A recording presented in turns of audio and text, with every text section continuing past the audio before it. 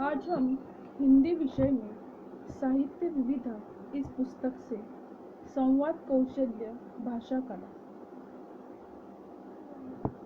यह जो पाठ है उसका अध्ययन करेंगे। पिछले भाग से ही हमने इसका अध्ययन स्टार्ट किया है और पिछले भाग में हमने देखा अच्छे वक्ताओं के गुण, भाषा की विषय वस्तु, देह भाषा और वक्ता और श्रोता के बीच में का जो सह संबंध है वो हमने पिछले भाग में देखा। आज हम श्रोताओं की जिज्ञासा की कद्र करें यह देखेंगे। वक्ता और श्रोता के बीच संपर्क का पुल तब बनता है जब वक्ता के शब्दों में श्रोता के प्रति चिंता झलकती है। ऐसी स्थिति में वक्ता को उस कालखंड की दुश्चिंतताओं का पर्याप्त ज्ञान होना चाहिए। आज जबकि राजनीतिक और सामाजिक स्थितियों में तेजी से गिरावट आई है, श्रोता वक्ता के शब्दों के आईने में उन्हें देखना चाहता है। वक्ता को क्षेत्र विषय की भयावह सच्चाइयों का ज्ञान होना चाहिए, जिन्होंने लोगों की परेशानियों का कैनवास दिनों दिन बढ़ा दिया गया है। इनके बारे में श्रोता में गहरी उत्कंठा होती है कि वक्ता का मनोवैज्ञानिक ज्ञान कैसा है। श्रोता राजनैतिक नेताओं से विकास के दावे नहीं सुनना चाहता। वह यह जानना चाहता है कि काहिली, मौज मस्ती और हद दर्जे के कामचोरों लोगों को कैसे नेस्तनाबूद किया जा सकता है।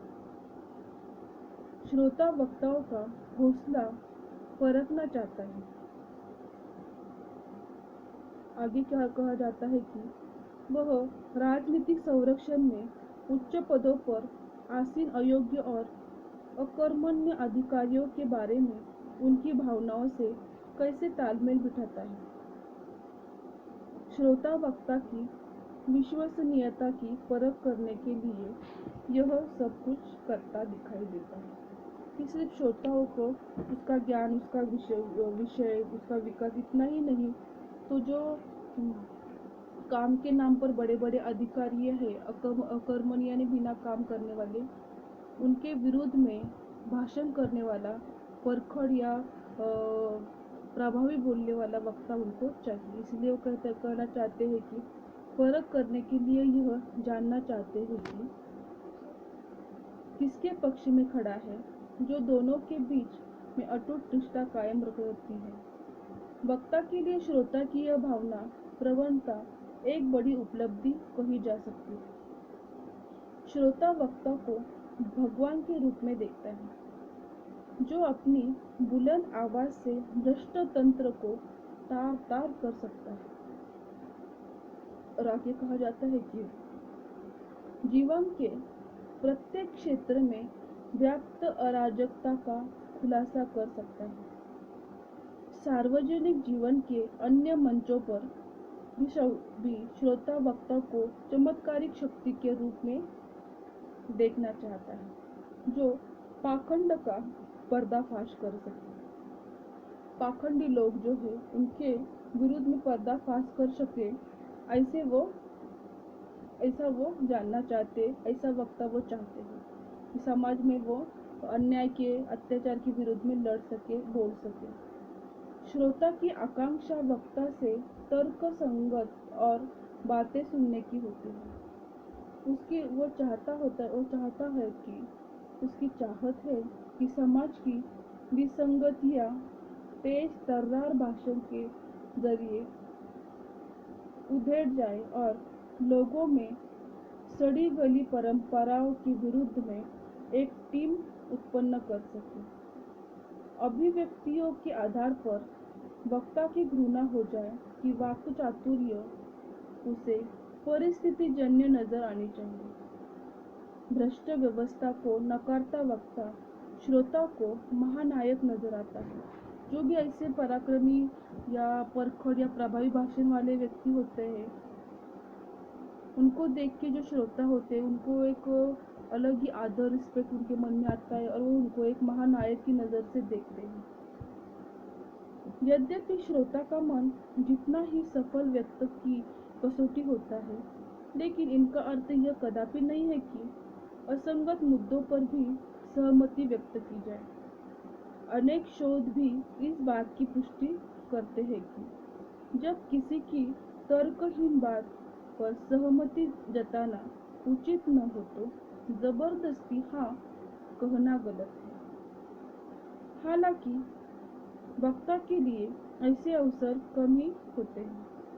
अटलांटिक विश्वविद्यालय फ्लोरिडा के मनोवैज्ञानिक डेविड निवन की एक पुस्तक है the 100 simple secrets of happy peoples में शामिल एक अध्ययन में कहा गया है कि श्रोता का प्रश्न यदि तर्कसंगत भी हो और उसकी हठधार्मिकता बनी रहे तो उसमें कहा गया है कि वक्ता का दायित्व है कि वह भावनात्मक तरीके से उसे संतुष्ट करे।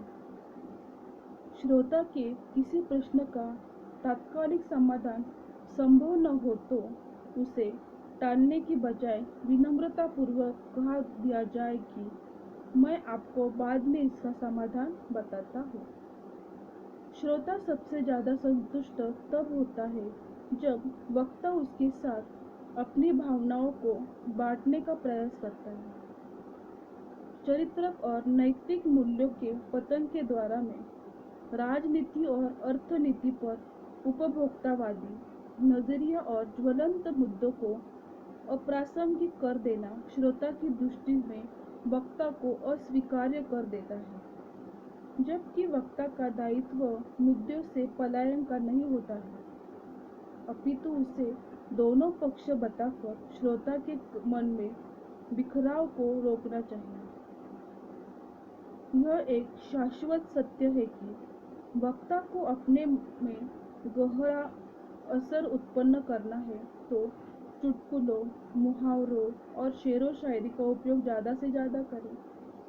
प्रख्यात पत्रकार विष्णु नागर के शब्दों में, सामाजिक सरोकारों को आत्मछंद में पिरोकर भी गई शेरो शायरी श्रोता के तन मन में उतर जाती है और भाषण ही जल्लत दुगनी हो जाती है। इसमें हमको समझ में आता है कि श्रोता के भाषणों में एक प्रकार की शेर शायरी और चुटकुले होने चाहिए तो भाषण प्रभावशाली हो जाता है और भाषण की लज्जत बढ़ जाती है और वो सीधे श्रोताओं के मन में जाके बस जाते हैं। शेर और शायरी में तरोताजगी तो पैदा करती है, साथ ही भाषण की धार को भी तराशती है। खिचड़ी नुमा भाषण भी श्रोताओं का वक्ता के प्रति लगाव उत्पन्न करता है। श्रोता परिवर्तनगामी होता है, उन्हें हमेशा बदलाव की बात सुहाती है, किंतु बात को राष्ट्रीय और सामाजिक परिप्रेक्ष्य से जबरन हटाकर परिवर्तन नामी श्रोता की आकांक्षा के अनुरूप कहा जाए यह उचित नहीं है। ऐसे में श्रोता के छिटकने की संभावना में मद्देनजर यदि हास्य प्रसंग रचे जाए तो श्रोता का असंतोष स्वतः ही गायब हो जाएगा। भाषणों को सार्वजनिक रोचक बनाए तो सवाल जवाब सफल व्यक्ति वही होता है जो अपने भाषणों को सवालों से सराबोर रखे। वैसे भी ऐसे किसी भी आयोजन की सार्थकता भी सवालों में ही है।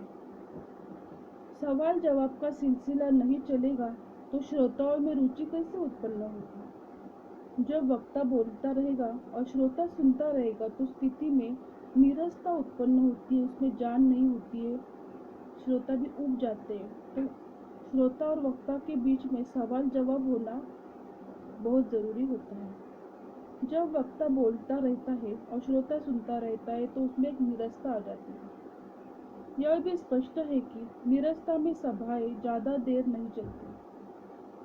सभा का अधूरापन भी हो गया तो अधूरेपन का आभास भी सिमटने लगती है। चाहे सब हो या बातचीत, यदि परस्पर संवाद नहीं होगा तो एक तरफा होकर सब रह जाता है।